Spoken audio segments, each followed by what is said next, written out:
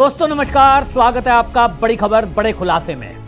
दोस्तों, राहुल गांधी के खिलाफ निशिकांत दुबे सब्सटेंशियल मोशन जो लेकर आए, अब ये तय हो गया कि ये सब्सटेंशियल मोशन जो आया है, राहुल गांधी की सदस्यता निश्चित रूप से जाएगी और राहुल गांधी के वो राज खुलेंगे जो विदेश यात्राओं में किन से मिले, क्या करते हैं और देश विरोधी एक्टिविटी का जो आरोप निशिकांत दुबे ने लगाया है, उसकी एक एक करके परतें निशिकांत दुबे खोलेंगे। आपको बता दें कि संसद में पहले नो कॉन्फिडेंस मोशन लाया जा रहा था सरकार की तरफ से, किरण रिजिजू जी ने उसकी घोषणा कर दी थी, लेकिन अचानक से वो वापस ले लिया। मैंने पिछली वीडियो में आपको बताया था उसका कारण क्या था, क्योंकि कारण उसमें सीधा सीधा देश के पूर्व सेना अध्यक्ष नरवणे की किताब का मामला था। तो सेना अध्यक्ष का नाम आता, देश की सुरक्षा से जुड़े हुए मुद्दों पर संसद में यदि चर्चा होती तो पूरी दुनिया उसको सुनती। इसके अलावा क्योंकि उसमें पूर्व सेना अध्यक्ष का इन्वॉल्वमेंट है, इसलिए सरकार ने अपने सेना अध्यक्ष के बचाव में उसको वापस ले लिया। लेकिन निशिकांत दुबे ने अब जो नए कानून के तहत सब्सटेंशियल मोशन जो सदन में रखा है, इसमें यह प्रावधान है कि सीधा राहुल गांधी पर इस पर चर्चा होगी। चर्चा के लिए सारी पार्टियों को समय वितरित किया जाएगा और जैसा आपने देखा है कई बिलों पर चर्चा होती है, घंटों अब इस पर चर्चा होगी। निशिकांत दुबे अपनी तरफ से खुलासा करेंगे। आरोप लगाए हैं उन्होंने कि विदेश यात्राओं पर राहुल गांधी जाते हैं तो वो देश विरोधी ताकतों से मिलते हैं, जोर शोर से मिलते हैं, देश विरोधी काम करते हैं। तो राहुल गांधी समेत पूरी कांग्रेस या विपक्ष को इस पर जवाब देना होगा। उसके बाद इसमें वोटिंग का प्रावधान है और वोटिंग में लोकसभा में भारतीय जनता पार्टी एनडीए का बहुमत है। जैसे ही यह प्रस्ताव पास होगा तो निशिकांत दुबे ने मांग की है कि राहुल गांधी की सदस्यता तो जाए ही, साथ के साथ आजीवन चुनाव लड़ने पर प्रतिबंध लगाया जाए। तो निश्चित रूप से राहुल गांधी की अब सदस्यता और आजीवन चुनाव लड़ने पर प्रतिबंध लगता हुआ दिखाई दे रहा है।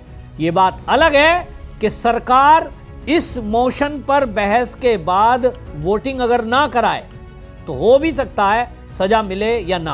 आपको यह बता दूं, कानून इतना कड़ा है यह सब्सटेंशियल मोशन का कि 1978 में इंदिरा गांधी के खिलाफ इसी तरह मोशन लाया गया था।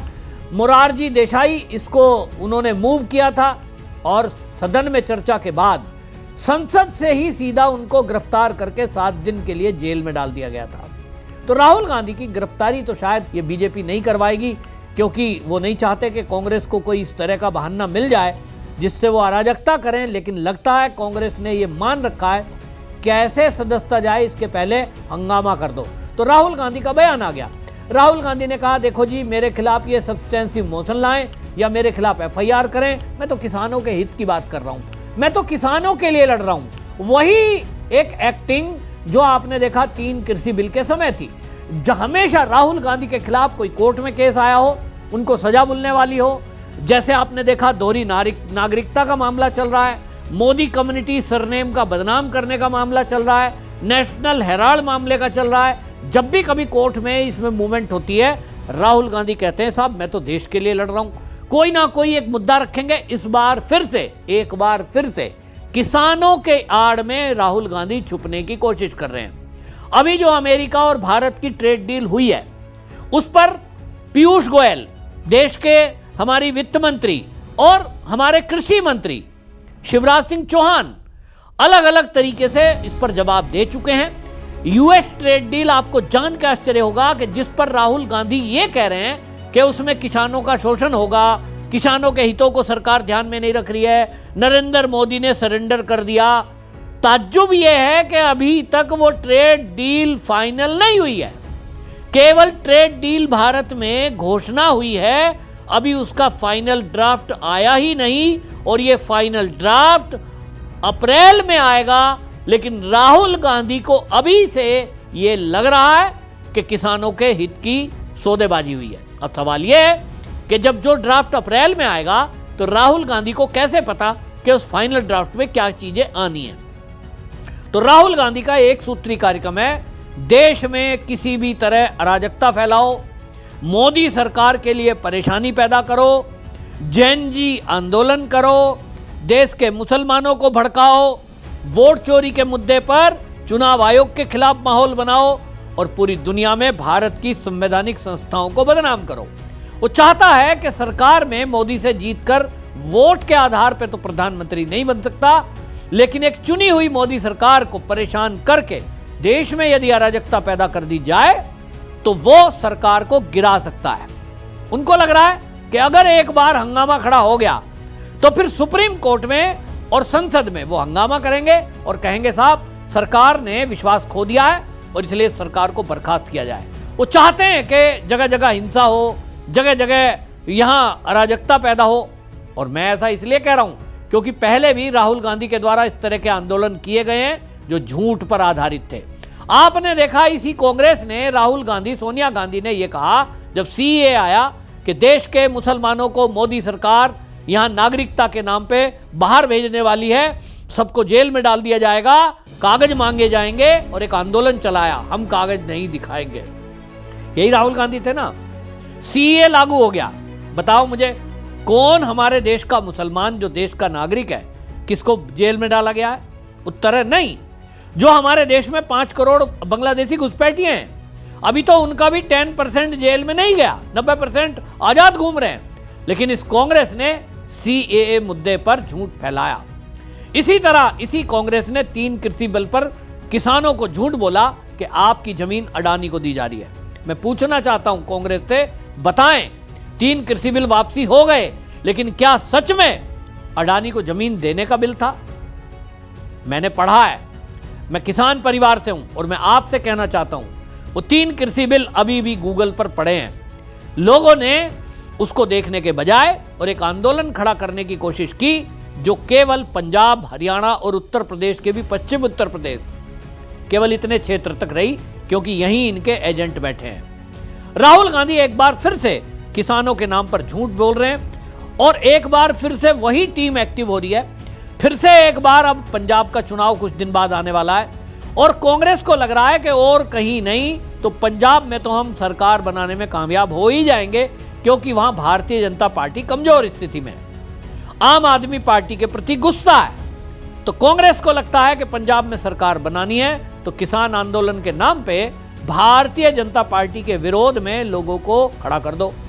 खड़ा कर देंगे तो उससे एक फायदा ये हो जाएगा कि कम से कम पंजाब में सरकार बना देंगे और उत्तर प्रदेश में कुछ विधायक जीत कर आ जाएंगे। तो ये 2027 तक इस मुद्दे को बनाए रखना चाहते हैं। राहुल गांधी ने जैसे ही सब्सटेंशन मोशन की बात आई, राहुल गांधी ने एक्स पर पोस्ट किया। उन्होंने कहा प्रिविलेज प्रस्ताव लाओ, मैं तो किसानों के लिए लड़ूंगा। जो भी ट्रेड डील किसानों की रोजी रोटी छीनेंगे, देश की खाद्य सुरक्षा को कमजोर करे, वो किसान विरोधी है।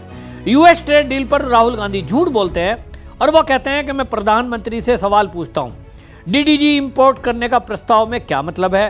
क्या इसका मतलब यह है कि भारतीय मवेशियों को जीएम अमेरिका मक्का से बने ये डिस्टॉलरेंस गेंस खिलाए जाएंगे? क्या इनसे हमारे दूध उत्पादन प्रभावी होंगे? अगर हम जीएम सोया तेल की आयात की अनुमति देते हैं तो मध्य प्रदेश, महाराष्ट्र, राजस्थान, देश भर का हमारा सोया किसानों को क्या होगा?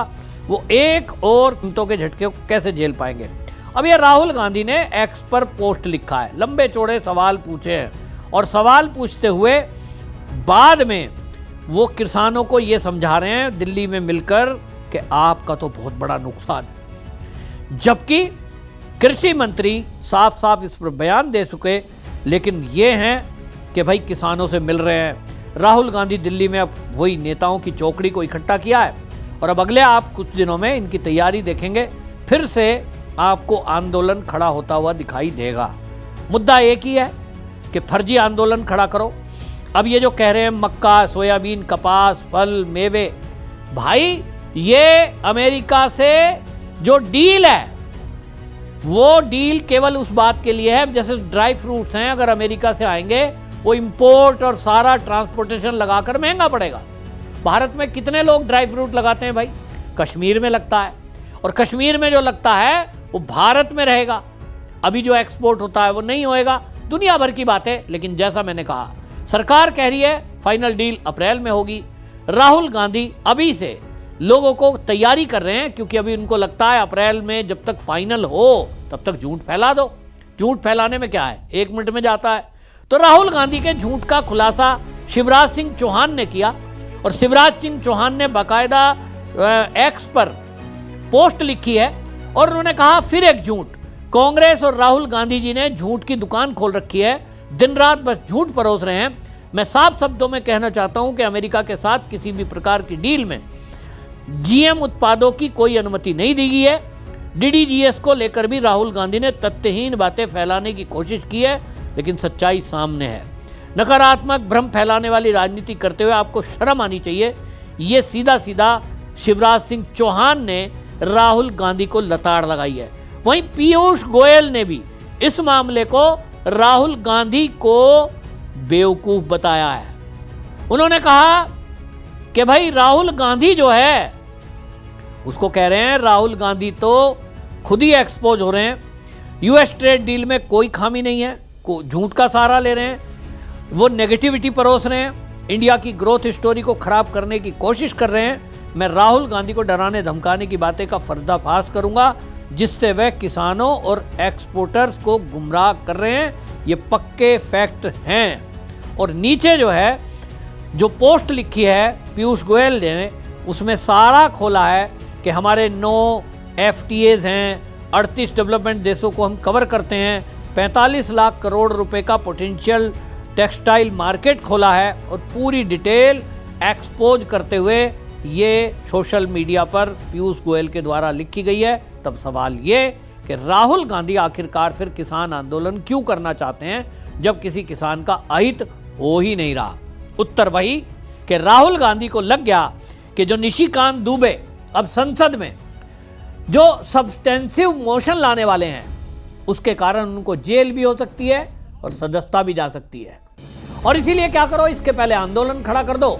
मार्च अभी आने में समय है। मार्च में संसद में जब राहुल गांधी की पोल पट्टी खुलेगी, सब्सटेंसिव मोशन उसके खिलाफ रखा जाएगा, तब राहुल गांधी कहेंगे देखो मैंने किसानों के हित की बात करी थी, किसानों का आंदोलन किया था, देखो मेरी सदस्यता खत्म की जा रही है।